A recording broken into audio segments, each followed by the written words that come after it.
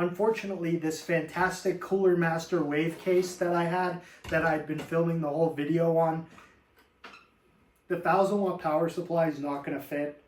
I could do a small bit of cutting up here, but I absolutely refuse to cut or hack this case. So I can introduce you to the case I will be using, which I have absolutely no qualms about hacking up since I have over the years. First off, we have a small CPU cooler from Be Quiet. We have 16 gigabytes of crucial DDR4 memory for a desktop. We have one Zotac Gaming GeForce RTX 3060, 12 gigabyte. Then we have another Zotac 3060, 12 gigabyte. Then a 512 gig SSD from Inland. Following that, we have an Intel Core i7 12th gen, 12700, I believe is the name of this little guy right here. Just making sure the seal is intact, which it is. And then finally, we have an MSI Pro Z790p Wi-Fi DDR4. One of my favorite things about this, aside from the wheels, which I think are actually really neat, and you can see them like that, but it has a nice little carbon fiber strip on the top here, which I always kind of thought was kind of cool, even though, you know, perhaps a bit.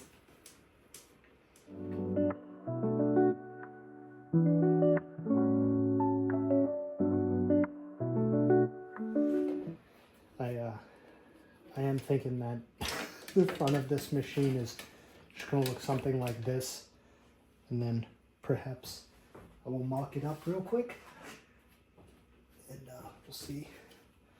Yep, okay, yep, I'm 100% doing this. Cool. So, it's going to be a weird looking computer, but I'm down with it. However, there's also this 3.5-inch drive bay, and kind of in keeping with liking to have obscure PC parts on hand, I do have this little 3.5-inch drive bay fan speed controller, and I do think that this will actually give a little bit of a cool touch to this whole build. So you can see kind of how it looks here. Well, you can't see, only I can see. Now you'll be able to see. So it's just a little fan controller, and I think it does have a blue LCD, so it would be fitting with the blueness of this system. And I will just perhaps put that connected with it, but I mean, I do think that looks pretty cool.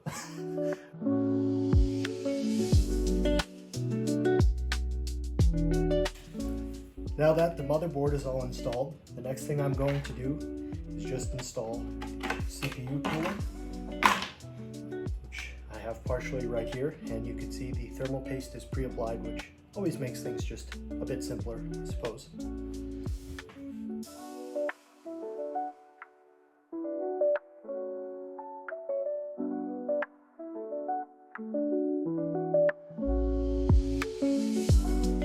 So I've got my CPU cooler mounted, and the next thing to do is going to be to install these graphics cards.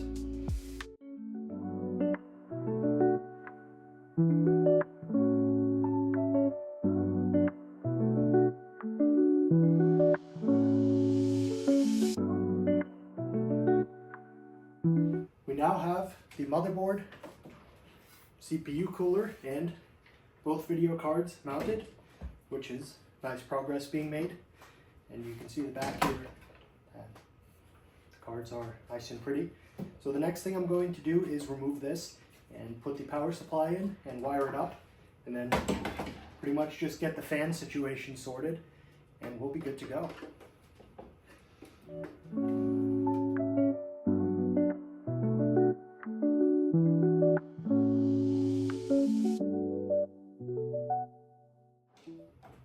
Alright, our power supply is mounted, and now I can go ahead and begin to run some wires. I didn't realize that you can't actually see the power supply from behind this, so apologies.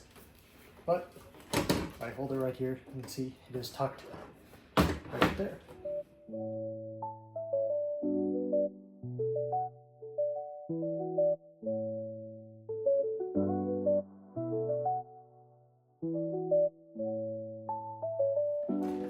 Now I'm going to actually plug these fans into the fan ports on the motherboard, so that way I can actually get them to react to a fan curve or something like that. They originally just had this Molex adapter with power things for the fan, so that's actually kind of cool. Definitely something to keep around for a retro style build or something like that. However, in this case, I want these to be on the motherboard. And then for the big Cooler Master front intake fan, I'm going to connect that to the 3.5-inch drive bay fan thing that I have, so that I can manually control it.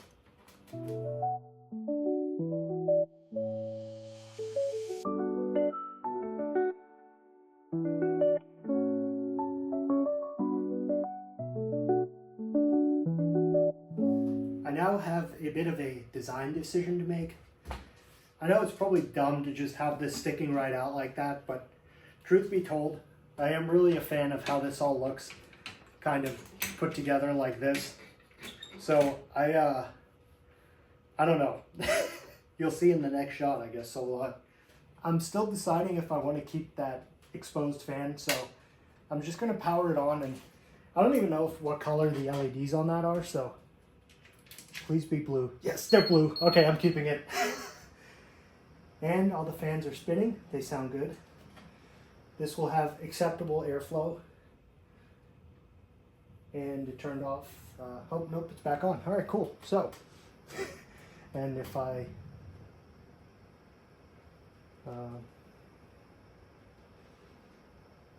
yeah, that seems to have affected it.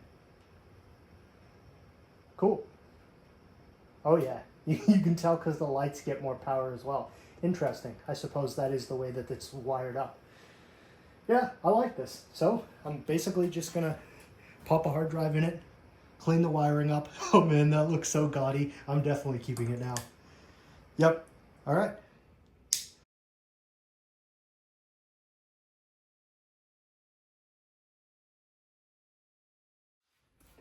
All right, so I've put the Ubuntu Live CD in, and I've just brought this out here for setup, and then once it's all set up, I will move it into its location. All right, so that is perhaps a bit concerning. I will investigate. It appears I put the RAM in the wrong sequential sockets, so they should have been in the outer two instead of the inner two. I mean, you know what I mean. So yeah, it was RAM here, space, RAM here, but I had RAM here, space, RAM here. So it should have been shifted one space over for either RAM stick. But now that means that it is working. And we can kind of pan on over here. So we will go ahead and install Ubuntu.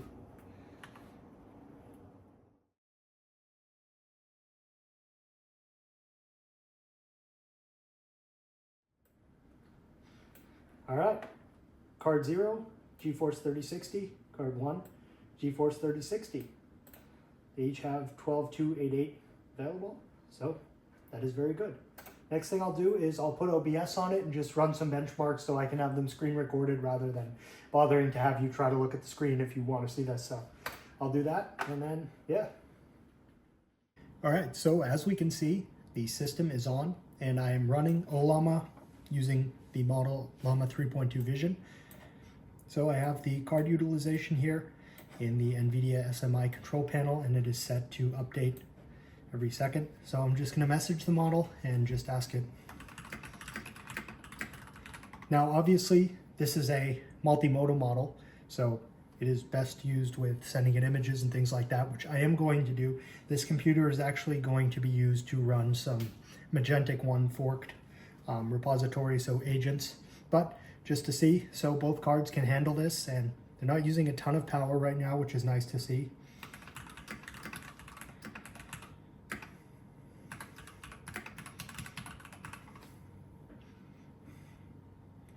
And we can see the response speed is rather acceptable, I would say.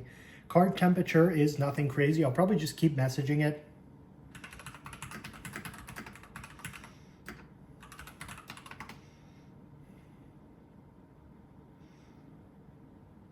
This model's pretty good at Back to the Future stuff.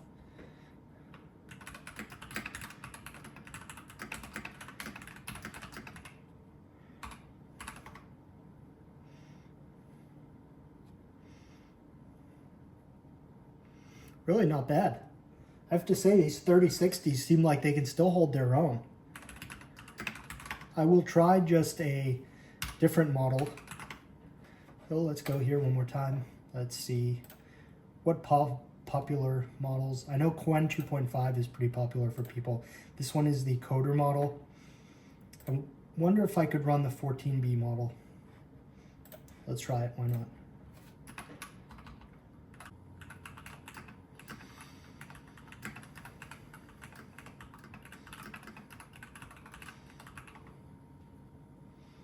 Cool. Well, it actually seems like it runs entirely within one of these cards. So having 12 gigabytes of video RAM is pretty cool. I think it is quite shameful that I think it's the 4060 desktop card has 8 gigs. That's like, oh well. So, okay, well, I'm not going to check this code, but this was just to see that Qwen 2.5 Coder 14B could run, and it is running on one card completely. So I have to say, I'm really rather impressed with this system. I'm very happy with this, and it runs what I needed it to. It looks questionable depending on one's taste, but not bad. So both of these cards were on sale. They were $250 each, so around $500 for 24 gigabytes of video memory, which is, I don't really know if that's a great deal or if it's not a great deal. You can obviously get some older Tesla cards which also have 24 gigabytes. However, there are perhaps some more considerations with the actual software that those can run and if they support some newer features and things like that. So overall, to be able to go buy 2 brand new cards for $500 and change and have 24 gigabytes of video RAM is not horrible. Of course, you would need to have a system with a power supply that can handle them. I think an 850 would probably be fine. Even a 750 you might be able to get away with it if you power limit them. But I'm seeing temps really aren't bad. There's obviously not sustained load right now. Though the model is loaded into the card's memory, the utilization is relatively low when it's just kind of sitting there. So, really not bad. This is not, I mean, 24 gigs of video RAM in a Ubuntu system for not a huge amount of money. And if you have an older motherboard and an older processor, you can still get away with popping 2 cards like this in it and running this as long as your power supply is up to snuff. So obviously there are considerations with the PCI lanes in a regular consumer CPU like this, which can't run both cards on 16x16. So, however, it will bifurcate down the second card and the first card, I think. And it's doing that on my big machine with 2 3090 Ti's. And realistically, it's still very usable for inference tasks and things that most of us are probably going to be interested in doing. So I am overall very satisfied with this build and the price point that I was able to get it at. I just kind of am going to use this for agent workflows, and essentially the whole goal of this system was to be able to run Llama 3.2 Vision 11B. So, or 12B, was it 11B or 12B? I don't actually remember. 11B, yeah. I just wanted to show how this vintage behemoth looks with this front fan. And you can see there's too much really glare to see in the side panel, but I did just want to show off this.